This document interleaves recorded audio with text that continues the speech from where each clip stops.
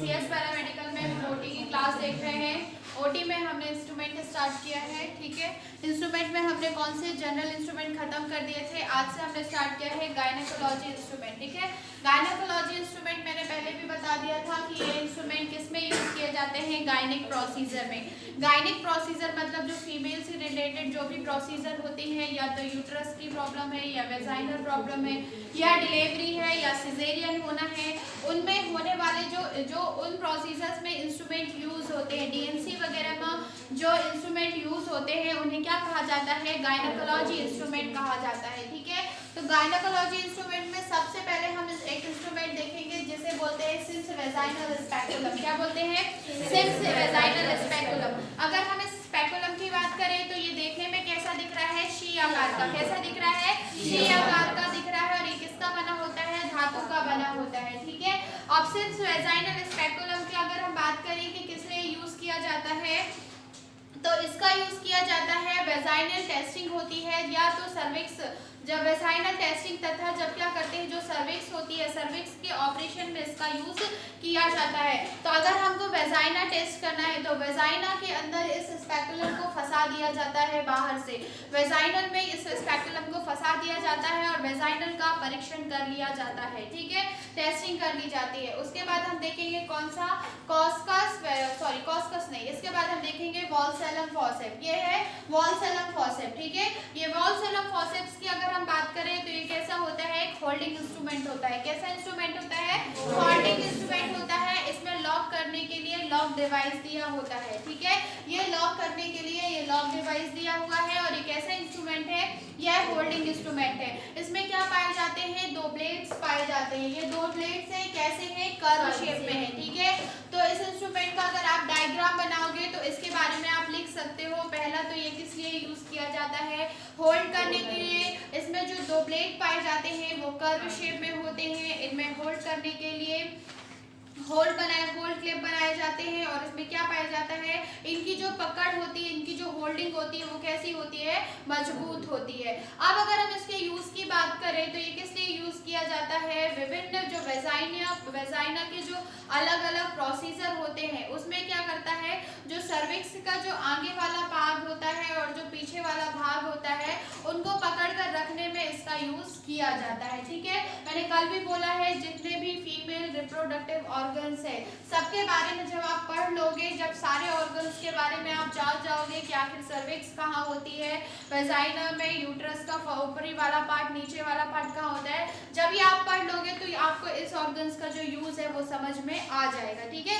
तो आपको फीमेल्स जितने भी रिप्रोडक्टिव ऑर्गन्स है सबके बारे में पढ़ना है, ठीक है। तो जो सर्विक्स की ऊपर वाली वॉल होती है और नीचे वाली वॉल होती है, उससे मतलब अगर ऊपर वाली वॉल को पीछे साइड पलटना है तो उसकी जो वॉल का हेड होता है उससे मतलब स्पेकुलम मतलब इस वाले वॉल्सेलम से उसको फंसा दिया जाता है और उसको पलटा दिया जाता है, ठीक है। तो ये हो गए हमारे दो इंस्ट्रूमेंट। इसके बाद हम देखेंगे कौन सा, इंटीरियर वेजाइनल वॉल डिटेक्टर, है ना। इंटीरियर का मतलब क्या होता है? क्या होता है? पोस्टीरियर होता है पीछे, तो इंटीरियर क्या होता है? सामने की ओर, है ना। तो ये क्या करता है, जो हमारी क्या होती है वेजाइनल वॉल होती है, एंटीरियर वेजाइनल वॉल, जो वेजाइनल होती है, वेजाइना की जो सामने वाली वॉल होती है उसको पीछे मोड़ने के लिए इस इंस्ट्रूमेंट का यूज किया जाता है। वेजाइना की जो फ्रंट की वॉल होती है, दीवार होती है, उसको क्या पलटने के लिए, ठीक है, इंटीरियर करने के लिए किसका यूज किया जाता है? मोड़ने के लिए इंटीरियर वेजाइनल डिटेक्टर का यूज किया जाता है। ये डिटेक्टर कुछ ऐसा होता है, इसको अपन क्या करते हैं, वेजाइनल की जो वॉल होती है इंटीरियर वॉल में ऐसे फंसाते हैं, और फंसा के हम इसको ऐसे जब पलटेंगे तो वो पीछे साइड को हो जाएगी, ठीक है। इसके बाद हम देखेंगे क्या, ब्लैडर साउंड। ब्लैडर साउंड से ही समझ में आ रहा है, ब्लैडर साउंड, ब्लैडर के साउंड को बताने वाला इंस्ट्रूमेंट क्या कहलाता है? ब्लैडर इंस्ट्रूमेंट या ब्लैडर साउंड कहलाता है। अब कौन सा ब्लैडर होगा, हम गायनेकोलॉजी में पढ़ रहे हैं तो कौन सा ब्लैडर होगा? Urinary bladder. तो यूरिनरी ब्लैडर की जो लेंथ होती है उसको मापने के लिए हम इस इंस्ट्रूमेंट का यूज करते हैं, ठीक है। और अगर किसी के यूरिनरी ब्लैडर में क्या हो गया है, स्टोन, क्या हो गया है, स्टोन, हमको उस इंस्ट्रूमेंट टेस्ट करना है कि आखिर ये स्टोन कहाँ पे है, कितना लंबा है, हमारे यूरिनरी ब्लैडर में कितनी लेंथ में है ये। तो इसके लिए हम क्या करते हैं, वेजाइना से क्या डालते हैं, क्या डालते हैं? Bladder sound. ब्लैडर साउंड डालने के बाद ये कहाँ पे जाता है? यूरिनरी ब्लैडर में। और यूरिनरी ब्लैडर में जो स्टोन होता है उससे टकराता है। जब ये स्टोन से टकराता है तो ये साउंड उत्पन्न करता है, जिससे हमको स्टोन होने का मालूम चल जाता है ना, इसलिए इसका नाम क्या कर दिया गया है? Bladder sound. सबको समझ में आया? इसके बाद हम देखेंगे कौन सा इंस्ट्रूमेंट? आउटवर्ड वेटेड स्पेकुलम, है ना। अगर ये है आउटवर्ड वेटेड स्पेकुलम। अगर इस स्पेकुलम की हम बात करें तो इस इंस्ट्रूमेंट का यूज किस लिए किया जाता है? वेजाइना मार्ग से संपन्न की जाने वाली प्रोसीजर में जो कौन सी होती है? वेजाइना की जो पोस्टीरियर वॉल को पीछे खींचने के लिए इस इंस्ट्रूमेंट का यूज किया जाता है। इसको ऊपर साइड से फंसाते हैं, इस वाले पार्ट से फंसाते हैं, और जो वेजाइना की पोस्टीरियर वॉल होती है उसको पीछे खींचने के लिए इस इंस्ट्रूमेंट का यूज किया जाता है। मैं बार बार बोल रही हूँ, रिप्रोडक्टिव ऑर्गन जब पढ़ोगे तब आपको समझ में आ जाएगा कि किस ऑर्गन्स के लिए इस इंस्ट्रूमेंट का कैसे यूज किया जाता है। तो कल सब लोग रिप्रोडक्टिव ऑर्गन पढ़ोगे फीमेल्स के, ठीक है। उसके बाद हम देखेंगे कौन सा इंस्ट्रूमेंट? Ferguson speculum. ये है फर्गुसन स्पेकुलम। अगर हम इस स्पेकुलम की बात करें तो इसका यूज भी किस लिए किया जाता है? वेजाइनल टेस्ट में, ठीक है। तो अभी हमने इस वाले सिंस वेजाइनल स्पेकुलम का यूज क्या देखा? सी शेप का होता है, और वेजाइनल की जो भी प्रोसीजर होती है, अगर वेजाइनल का टेस्ट करना है, ठीक है, तो उस टाइम पे अब अगर डीएनसी भी करा रहे हैं, किसी पेशेंट की डीएनसी होना है, डीएनसी होने के लिए क्या करना पड़ता है?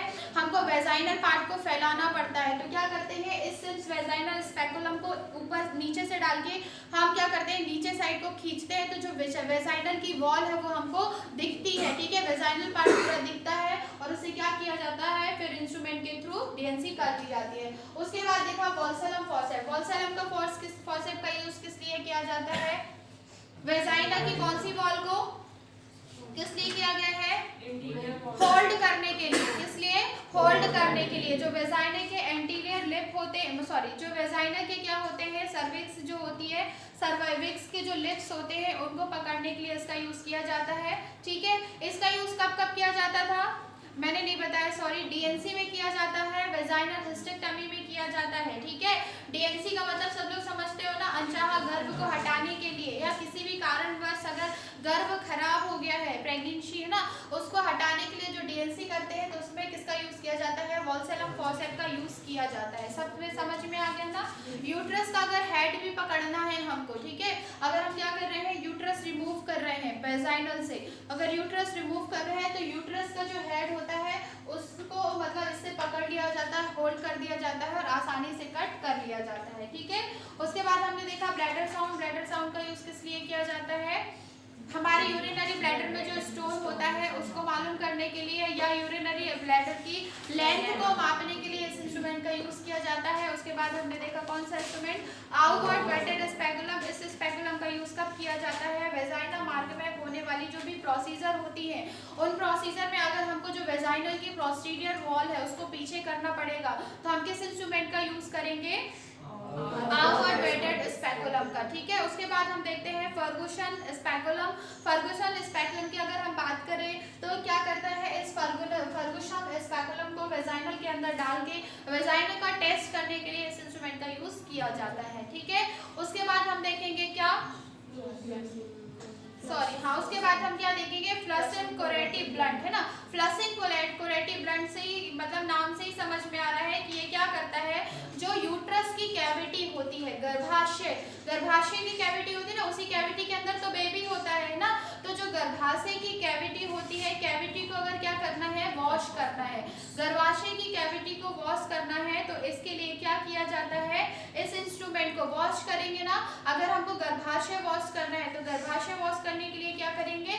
इस इंस्ट्रूमेंट को उस जो गर्भाशय है, गर्भाशय के चारों ओर हम इसको घुमाएंगे, तो जो भी वेस्ट प्रोडक्ट होगा वो गर्भाशय में आके इकट्ठा हो जाएगा नीचे साइड में। फिर हम उसको निकालेंगे किस इंस्ट्रूमेंट के साथ? किस इंस्ट्रूमेंट? Ovum forceps. बताया था मैंने, ओवम फॉर्सेप्स के थ्रू बाहर उसको निकाल देते हैं, ठीक है। उसके बाद हम क्या देखेंगे? यूटेराइन कोरेटी। यूटेराइन कोरेटी ये कैसे? डीएनसी के टाइम पे इस इंस्ट्रूमेंट का यूज किया जाता है। ये है यूटेराइन कोरेटी। इस इंस्ट्रूमेंट का यूज कब किया जाता है? डीएनसी के टाइम पे।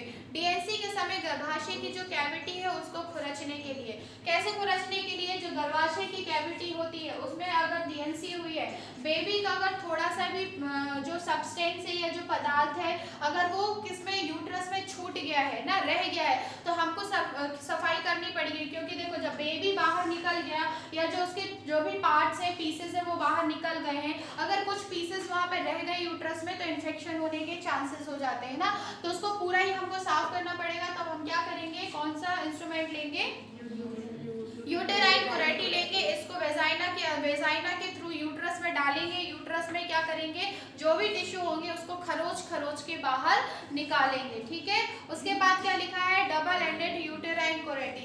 एक ये सिंगल यूटेराइन कुरेटी थी, ये डबल यूटेराइन कुरेटी। देखो इसमें केवल फर्क ये है कि ये वाला इंस्ट्रूमेंट होता है, ये जो इंस्ट्रूमेंट होता है इसका एक हैंडल वाला पार्ट होता है और एक ऐसा पार्ट होता है खरोचने वाला पार्ट होता है। और डबल एंडेड यूटेराइन में दोनों साइड में खरोचने वाले पार्ट होते हैं ना, मतलब एक साइड का थोड़ा सा छोटा पार्ट होता है, एक साइड का बड़ा।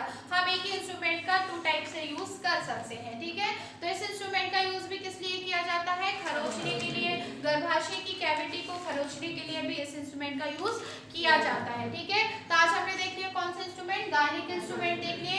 अभी हम आगे ही रखेंगे गायनिक इंस्ट्रूमेंट, उसके बाद हम देखेंगे ऑर्थोपेडिक इंस्ट्रूमेंट। तो आज की क्लास यहीं तक। नेक्स्ट क्लास में हम गायनिक में ही देखेंगे। Thank you.